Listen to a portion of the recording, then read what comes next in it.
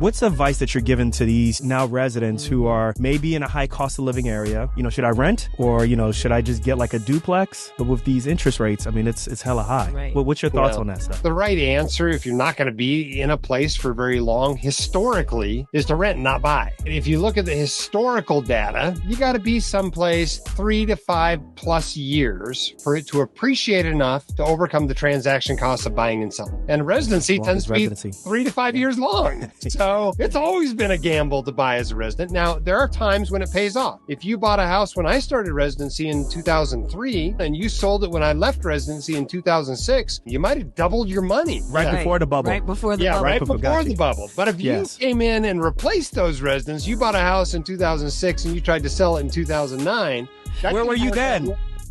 So, a lot of what we're discussing, I'm basing it off of the article that you put out back in March 14th. The most common questions I get asked by young doctors. We'll put it in the show notes. Really good article that you wrote. So I'm going to take a moment to be vulnerable and kind of talk about, what's going on with us. 2-physician couple, right? Renee, OB, I'm trauma surgery. We podcast, we have other businesses, but we also have a real estate business that we're pretty proud of, right? But also at the same time, there's a lot of work that goes along with it, right? There's a lot of bookkeeping that you have to keep up with. The second job aspect of real estate investment. Right. So you start to get to the point where we sometimes think about, or at least I'm thinking about, I don't know if you want to verbalize that, but like, is the juice worth the squeeze? Right? Is that how you say it? Or is the squeeze worth the juice? Whichever way. Is the juice worth the squeeze? Right. So, we're investing, we're index funding our way through this. We also have stuff that's invested in, we're using, real estate, in Vanguard real estate funds, so we have investments in there. We have a syndication, but keeping track of all of that, like you said, is like a second job in itself. Yeah. When you are talking to, let's say like young attendings or even mid attendings with the way how things are now, like what kind of advice are you giving them? Because there's always this craze of, you're a full-time doctor, right? And then you still got home life. And then you also have these side hustles. There's got to be a way to prioritize all of this stuff. What's your advice in terms of prioritizing, making sure that you don't get too over leveraged in real estate, making sure you don't get too, do you know where I'm going with all of this? Yeah. I think this is a common dilemma among docs, particularly entrepreneurial kind of docs like yourselves. How do we do all this? What's the right balance for us? Yeah. And I think there's a few concepts that are worth talking about. The first one is real estate investing in general, right? Real estate investing is a viable pathway to wealth. In fact, it might be one of the fastest pathways to wealth with a reasonable amount of leverage and reasonable amount of work. In fact, I think maybe the fastest way to financial independence is actually to come out of residency, do all of your physician work as a locum tenens, and put all the money you can scrape out of that you're not spending, because hopefully the locums company is paying for most of your living expenses. Take all the money you can scrape out of that and build a short-term rental empire. I actually think that's the fastest way to financial independence. I think it could probably be done relatively reliably in about 5 years. I really do. Wow. But it's a lot of work. It's not the lifestyle most of us would choose. There's a lot of downsides to it. There's some risk there. You're going to have some leverage risk as well. But that's probably the fastest way out of medicine that I can think of. Mm-hmm. That said, I don't think that's what most people do. I think most people are like you. They get all excited about real estate. They're like, look at all these cool people doing all these cool things with real estate. Let's get us some of that real estate. And then they're forced to try to decide how they're going to invest in real estate. And there's all these different ways to invest in real estate that are totally reasonable, right? At one end of the spectrum is VNQ, right? It's the Vanguard real estate ETF, right? You're buying 120 or 140 companies, all this publicly traded real estate. You're very diversified. It's very liquid. It's very passive. It's very easy. Right. At the other end of the spectrum, you're buying properties with nothing on them and you're getting permits from the county and you're building the place and you're renting the place and you're managing the place and when you decide to sell the place, you're exchanging it for another real Yeah. estate, property. And, and there's all this other stuff in between, private funds and syndications and turnkey properties and short-term rentals and long-term rentals and all this stuff in between. The most important thing is to match you and how you want to invest in real estate to where you fit on the spectrum. And in my case, because I'm a busy guy, I'm doing white coat investor stuff. I'm still practicing medicine. I want to be out adventuring in the world. I'm living this post financial independence life. I don't want to spend all my time working. Right. I chose the very passive side of that spectrum, right? I'm in some passive private real estate funds. I have a few syndications that I'm just waiting to go round trip, mostly private funds and V&Q. That's my real estate investments. Yeah. I thought about putting together a real estate empire, but I just decided it wasn't worth the additional work for me. So I think you've got to match your desire, your ability to invest in real estate to where you should be on that spectrum. And I think a lot of people kind of shotgun and they own a little bit of this and a little bit of that and a little bit of this. Well, that's fine in the beginning, but after you have 2 or 3 or 4 of those, I think you got to dial in what you like, right? Do you like running short-term rentals? Do you like, getting landlord style calls? Do you hate not having the control with a syndication or a private real estate fund? Does that lack of control bother you? Yeah. Right. You got to look at all those factors and decide where you fit on the spectrum. And I think if you match yourself well on that spectrum, you'll be happy with your real estate investments. But your place on that spectrum is not the same as somebody else's place. Mm-hmm. Mm. Yeah. Do you want to get those phone calls, babe? I feel like there's a therapy session over here. I know. Well, it is something to think about, right? Because one of the things you mentioned locums, right? And we often get the question of why did you choose to do locums? How do you do it? Yeah. And so, I was talking with a colleague of mine and she does full scope OB and she was just at her wit's end because the day was busy and she just could not see in the future when she was not going to be this busy again. Whereas I'm coming in and relieving her doing locums.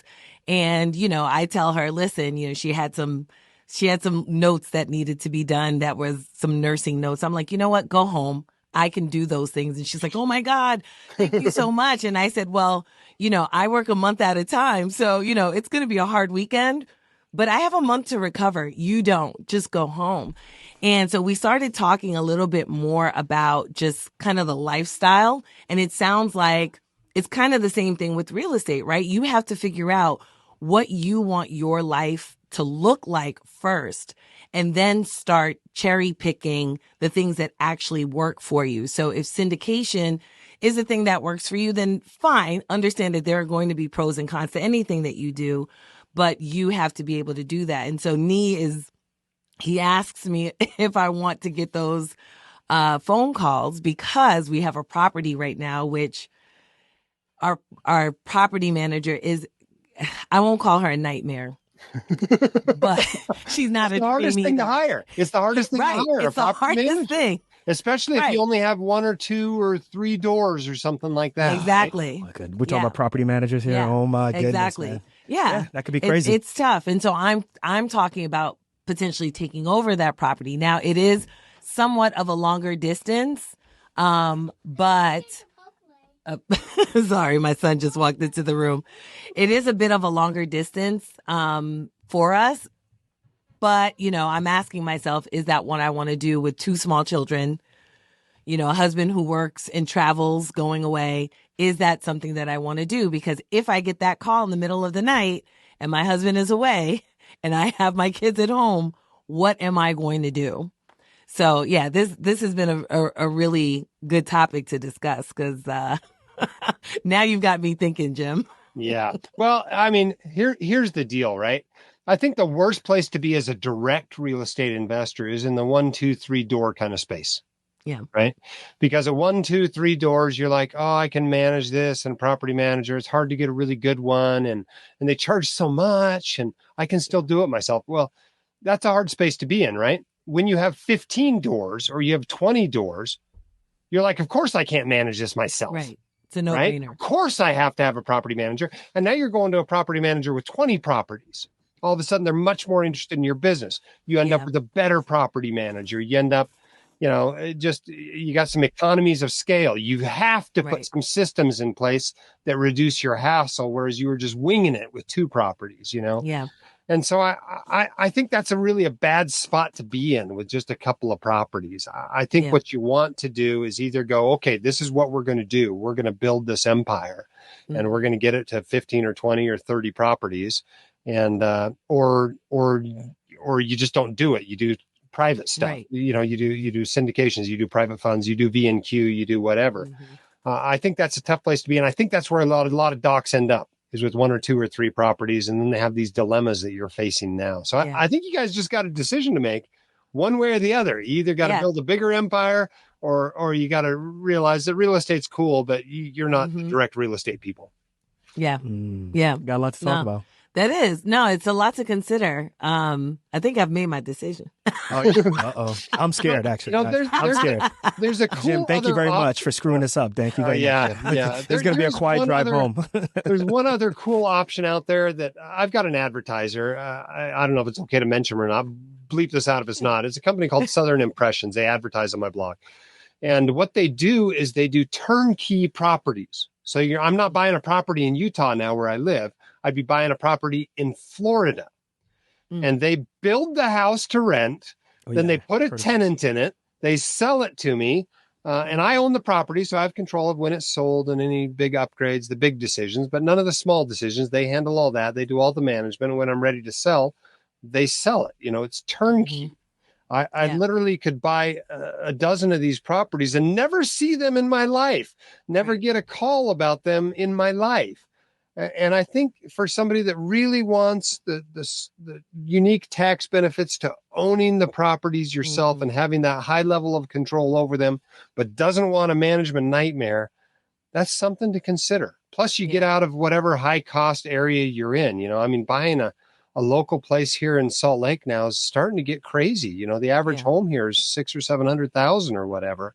Salt Lake? Yeah, really? It's getting expensive now. And so that would give me a chance to go to a less expensive market where instead of buying 1 property, you could buy 3, and have a little bit more diversification that way.